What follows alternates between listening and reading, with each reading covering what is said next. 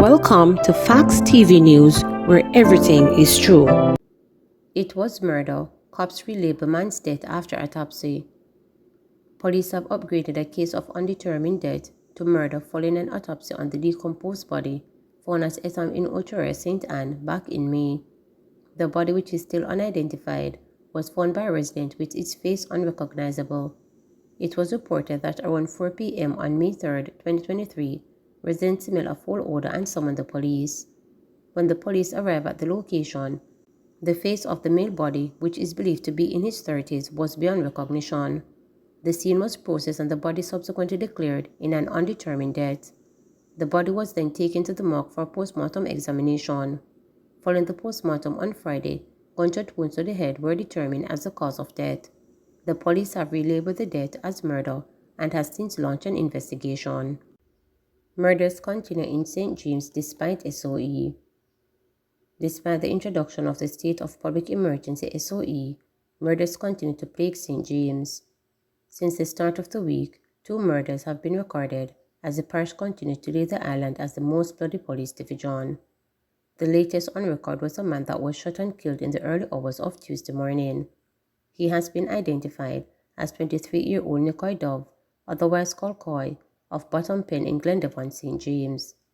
According to a police report, residents heard explosions about 12:07 p.m. and alerted them. On their arrival, Dove was seen with gunshot wounds. He was taken to hospital where he was pronounced dead. Just prior to that, in a separate incident on Monday, 58-year-old farmer Lenore Buchanan, otherwise called Sonny Boy, was shot and killed by unknown assailants in his community of Rosemount. Reports are that about 5:30 p.m., Buchanan was on the roadway playing with a group of children when he was attacked and shot. He was taken to hospital where he also died. The St. James police are investigating both incidents. The recent murder of Daniel Rowe, that tragedy, on June the 8th, has highlighted the issue of the safety of our children. Let me assure you that this case is a high priority for us as we continue the investigations.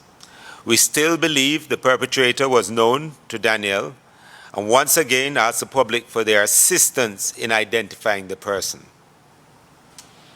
This year, in the 4 instances where children 12 and under were killed, the perpetrators were known to the victims and in positions of trust. Let me just say that providing this fact is by no means intended to diminish the significance of each tragic loss, because no child should be murdered. However, in spite of these tragedies, from our perspective, as a society, we generally still protect our children. And also, in keeping with the theme of protecting our children, we're now in that summer period. A number of our children will be out of school, as a matter of fact, the majority of them, and under reduced supervision as parents go out to work. It is important that parents and guardians know what their children are doing at home, both on and offline, and also what happens when they attend parties and other social events. We are seeing a growing trend involving the sale and use of recreational drugs, such as Molly or ecstasy at these events. We urge parents to discourage the use of these drugs whilst we address the criminal aspects of this matter. Cops want businesses to look out for stolen checks from Island Spices. Police are asking businesses and individuals to be on the lookout for several checks stolen from Island Spices that are being used to defraud various companies. The checks, the police said, were stolen during a robbery break-in at the company Belrose St. Andrew office in May. Since then, they have popped up in several places island-wide as the thieves attempted to use them to pay for goods and services. The police are asking companies to which these checks were given or attempted to be given, and anyone with information about the break-in to contact the Hunts Bay Police at 876-923-7110 119-311 or the nearest police station. It was reported that sometime between 4 p.m. and 4:30 a.m., the security guard on duty at the compound was pounced upon by 4 men, all armed with guns. The gunmen reportedly used several tools they brought to gain access to the premises.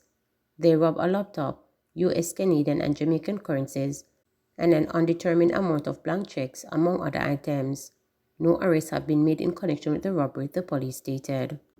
Kingston Higler facing multiple charges after attempting to intimidate a court witness. A 41-year-old Higler of Shooters Hill Wood in Kingston was charged with burglary, assault at common law, and assault occasioning bodily harm after breaking into a woman's house and threatening to kill her. According to reports from the Elliston Road Police, on May 17, Denny Groves held a knife to a woman's throat and threatened to harm her if she didn't agree to compromise a court case. A tussle ensued, during which Groves allegedly punched the woman in her face. The woman reported the matter to the police and an investigation was subsequently launched. Groves was arrested on Monday, June 26 and charged on Friday, June 30. She is set to appear in the Kingston and St. Andrew Parish Court on Monday, July 10. Murdered ex-cop had no fighting chance. Relatives of murdered ex-policeman Donovan McLean claimed Tuesday that he was like a sitting duck when his license firearm was taken away from him last year, but that he was fighting to get it back.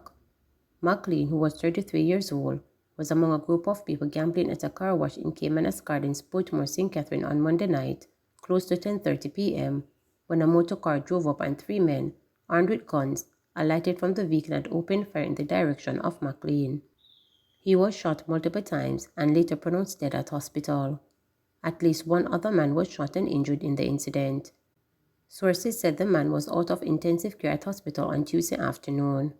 McLean's relatives believe that he would have had a fighting chance had his license firearm been returned to him. They said that he was absolved of an alleged incident which occurred at a party during which guns have been fired. He was to get the lawyers to represent him to try and get it back, said one relative. How can a member serve the police force for 10 years and you take his weapon, didn't find anything on it, and you don't reach out to tell him why you're still keeping the weapon? They had his gun for almost a year now. He served the force in a volatile area in Kingston East, the relative said. If he had his weapon, he could have at least fight back. They took it away based on some allegations at a party where they said there were some explosions. They claim it was him, however, when they made checks on the scene, bullets did not match his weapon. There is no witness on the case. Someone even came and made checks, and still they didn't give it back to him.